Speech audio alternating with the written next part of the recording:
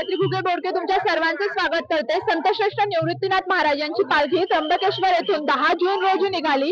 आपल्यासोबत पालखीचे विश्वस्त आणि पालखी प्रमुख आहेत। तर काय सांगाल, कसा अनुभव आहे आणि किती वर्षांपासून तुम्ही पालखी यामध्ये वारकरी संप्रदायामध्ये वारकरी आद्यगुरु संत श्रेष्ठ श्री निवृत्तीनाथ महाराज आणि निवृत्तीनाथ महाराजांच्या समवेत आपली वारी घडावी अशा प्रत्येक वारकऱ्याच्या मनामध्ये एक इच्छा असते आणि त्याच इच्छेही पूर्ण व्हावा। पूर्ण केला मनोरथ या न्यायाप्रमाणे संत श्रेष्ठ निवृत्तीनाथ महाराजांचं पालखीचं प्रस्थान 10 जूनला त्र्यंबकेश्वरहून झालं आणि दरमजल करत आज आपल्या या सिन्नर तालुक्यामध्ये आणि 6व्या दिवसाच्या मुक्कामाच्या दिशेने आपण सर्वजण मार्गक्रमण करत आहात। असंख्य वारकरी, या वारकऱ्याला कुणी पत्र पाठवत नाही, निरोप देत नाही, कुणाचं या ठिकाणी आमंत्रण नसतं, पण न आमंत्रण देता या वारीमध्ये प्रत्येक जण वारकरी निष्ठेने भक्तिभावानं एक आनंदाने हा वारकरी मार्गक्रमण करत असतो।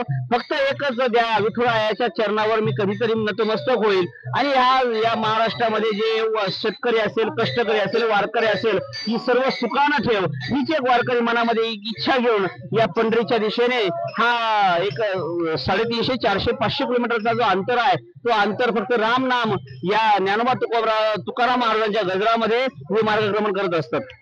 जेव्हा वारीला जातो तेव्हा अनेक अडचणींना देखील कधी कधी सामोरे जावं लागतं, त्यामुळे प्रशासनाकडून कशी मदत होते? या ठिकाणी अनेक अडचणींना याच्या अगोदर सामोरं जावं लागायचं, पण आज अनुकूलता या वारकरी संप्रदायासाठी आहे। या शासन दरबारी अनेक मागण्या संस्थांच्या माध्यमातून मांडल्या जातात आणि त्याच मागण्या यावर्षी मागच्या वर्षाप्रमाणे याही वर्षी पूर्ण झाल्यात। जे मोबाईल टॉयलेट असेल, हरितवारी असेल, निर्मल वारी असेल, असे पाण्याची टँकरची व्यवस्था असेल, पोलीस प्रशासन असेल, सुरक्षेच्या दृष्टीने सर्व अशा उपाययोजना शासनाच्या माध्यमातून तात्काळ केलेल्या गेल्या आहेत आणि त्याप्रमाणे वारकरी आमचा समाधानी आहे। बघा, मागच्या वर्षाप्रमाणे वारकरीच्या ज्या दिंड्या होत्या त्या प्रत्येक दिंडीला शासनाच्या माध्यमातून 20,000 रुपयाचं अनुदान दिलं जायचं। याही वर्षी काल शासनाने त्यामध्ये GR काढून ते अनुदान लवकर अदा करण्यात येणार आहे असा विश्वास सन्माननीय मुख्यमंत्री महोदयांनी या ठिकाणी सांगितला आहे। आणि ज्यावेळेस आमच्या मुख्यमंत्र्यांसोबत बैठक झाली त्यावेळेस जेवढ्याही सूचना सांगितल्या, आम्ही ज्याही सूचना सांगितल्या त्यावर हे सरकार वारकऱ्यांचं आहे आणि वारकऱ्यांच्या सरकार या वारकऱ्यांकरता सरकार कटिबद्ध आहे असं फडणवीस साहेबांनी जो आम्हाला शब्द दिला आणि तो आज कुठेतरी पूर्ण करताना दिसत आहे। प्रत्येक गावामध्ये जाताना त्या ठिकाणी वॉटरप्रूफ मंडप असेल, वारकऱ्यांकरता रेनकोटची व्यवस्था असेल, रस्ते व्यवस्था असेल, सर्वच व्यवस्था शासनाच्या माध्यमातून अतिशय योग्यरित्या पार पाडल्या जातात। दरवर्षी 2 बैलजोड्या असतात, यंदा आणखीन एक बैलजोडीची भर पडली आहे। दरवर्षी 2 बैलजोड्या असतात आणि 2 बैलजोड्या असताना थोडस नियोजन करत आपण या एक ठिकाणी एक बैलजोडी वाढवली, अंतर जास्त असतो, एका बैलजोडीला आराम व्हावा एक विचार करून तो विचार संस्थांनी विचार केला आहे आणि त्याप्रमाणे 3 बैलजोडींचं 2 अश्वांचं नियोजन दरवर्षाप्रमाणे एक बैलजोडी आपण तयार केली आहे।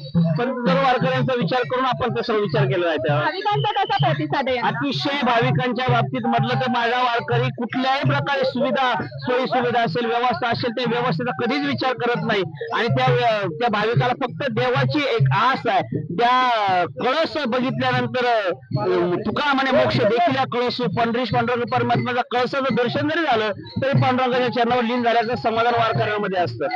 भाविकांना आणि शासनाला काय तरी आवाहन करा? भाविकांनी फक्त शासनाचे जे नियम आहे वारकरी संप्रदायामध्ये, आपण या वारकरी संप्रदायामध्ये जो वारकरी आहे तो अतिशय शिस्तप्रिय आहे आणि वारकरी संप्रदायामध्ये एक विशेष सांगितलं जातं, पाया पडती जन एकमेका, कोणी मोठा नाही कोणी लहान नाही, सर्व एक समान असतात आणि एक समान असून एक वारकरी संप्रदायाची वारी ही एक समरस्याचं प्रतीक आहे। प्रत्येक व्यक्ती स्त्री पुरुष भिन्नता असते, जाती धर्माचा विचार नसतो, फक्त एकच आहे, हा माझा वारकरी, हा माझा लहान भाऊ आहे, बहीण आहे, अक्का आहे, मामा आहे, काका आहे, आई आहे, बाई, याप्रमाणेच त्यातून एक नातेसंबंध असतात आणि वारकरी त्या अनुषंगाने त्या ठिकाणी व्यवस्थेमध्ये त्यांनी सर्वांनी त्या पद्धतीची काळजी घ्यावी। वेळोवेळी आपल्याला आम्ही जी सूचना देत त्या सूचनेचं पालन करावं आणि शासनाने आम्हाला ज्या ज्ञानोबा तुकोबरायांच्या ज्या सोहळ्याला जी सुख सुविधा दिल्या जातात त्या सुख सुविधा ज्या मानाच्या 10 पालख्या आहेत त्या 10 पालख्यांमध्ये आपली 4 नंबर क्रमांकाची पालखी आहे आणि त्यालाही या पालखीला त्या सुख सुविधा देण्याचा पुरेपूर प्रयत्न करावा ही शासनाकडे माफक अपेक्षा आहे। नक्कीच तुम्हाला पुढील वाटचालीसाठी खूप खूप शुभेच्छा। थँक्यू। राम।